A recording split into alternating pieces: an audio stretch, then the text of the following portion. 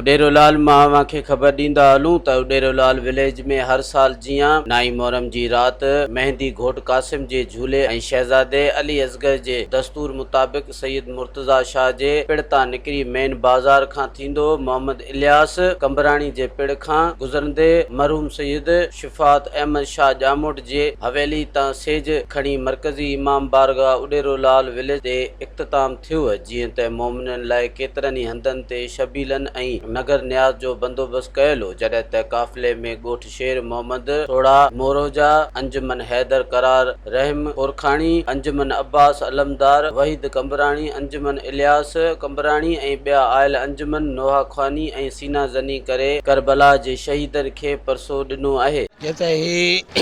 नाई मोहरम जे हवाले सां जेको सो क़दीमी काफ़िलो आहे जेको हर साल जीअं हिन साल बि निकितो आहे ऐं हिते असांजे हिन उडेरोलाल में हिन दरगाह जे तवसल सां असां वटि मज़हबी लेवल जे हवाले सां असां वटि को बि भेदभाव कोन्हे। हिते हिंदू मुस्लिम ऐं ॿिया जेके फ़िका आहिनि से बि गॾिजी जेका आहे सा हिते माना पंहिंजा ॾियारा मल्हाइनि था। उन हवाले सां असांजी जेका हिते हींअर नाई मोहरम जे हवाले सां हितां शहर मां बुखारिन जी इमाम बारगाह तां अंजुमन क़ाइमा आले मोहम्मद जे तरफ़ां हीउ जेको हींअर काफ़िलो निकितो आहे जेको उतां खां थींदो जेको सो मरकज़ी इमाम बारगाह ते ईंदो, वरी मरकज़ी इमाम बारगाह खां पोइ वरी काफ़िलो ॼामोटनि जे पाड़े में वेंदो ऐं उते सैयद शफ़ात अहमद शाह मरहूम जी हवेलीअ तां सेज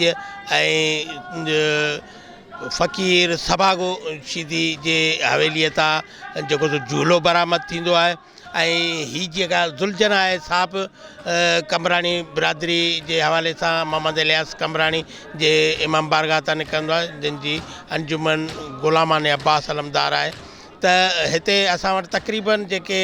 मोहरम जे हवाले सां जेके एक्टिविटियूं थियनि थियूं उन में का बि असां वटि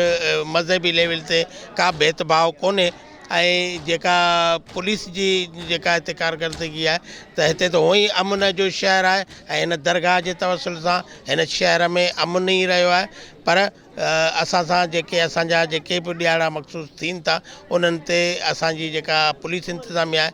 ऐं सिक्योरिटी जा जेके बि इदारा आहिनि उहे असां सां सहकार में हूंदा आहिनि ऐं असां बि उन्हनि सां गॾु ॿाहुबली थी करे हीअ पंहिंजी जेका क़दीमी जेका असांजी इबादत गाहूं आहिनि ऐं उन्हनि ते असीं पंहिंजी पुरसो ॾींदा आहियूं। मख़सूसी असांजो मातमी जुलूस निकिरंदड़ आहे, इहो इंतिहाई क़दीमी जुलूस आहे ऐं हाणे मुंहिंजी 50 साल खां मथे उमिरि थी वई आहे ऐं नंढपण खां वठी असीं मौला जी नज़ारदारी में शरीक रहिया आहियूं। ऐं हर साल नाई मोहरम जी राति असांजे तर जूं आस पास जूं जेके बि अंजुमन नूहा ख़ान या जेके बि मातमी दस्ता आहिनि उहे हिते ईंदा आहिनि ऐं असांजो हीउ जेको रूट आहे उहो यानी कि क़ाइम आले मोहम्मद जे अंजुमन खां वठी वेंदे मरकज़ी इमाम बारगाह ताईं हिन दरगाह जे यानी बाईपास खां थींदो पहुचंदो आहे ऐं सॼी राति हिते अज़ादारी हलंदी आहे। ऐं अल्हम्दुलिल्लाह सां क़दीमी अज़ादारी सां गॾोगॾु जेके नयूं अंजुमन अचनि थियूं उनजो बि यानी कि हिननि में शिरकत थींदी रहे थी ऐं हाणे ही ॾींहों ॾींहुं काफ़िलो वधंदो वञे पियो ऐं हेसि ताईं बि असीं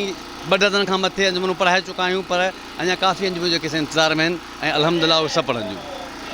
साईं मज़हबी मसाला जॾहिं मोहरम में महीनो ईंदो आहे त पोइ कर खणंदा आहिनि, बहरहाल असां हमेशह फितने खां पासो कयो आहे ऐं जेकॾहिं का अहिड़ी यलगार थींदी आहे त असीं उनखे रिस्पॉन्ड कोन कंदा आहियूं, छाकाणि त असां हुसैननि जी इहा रविश आहे कोन जो असीं अहिड़े क़िस्म जी ॻाल्हियुनि खे हवा ॾियूं।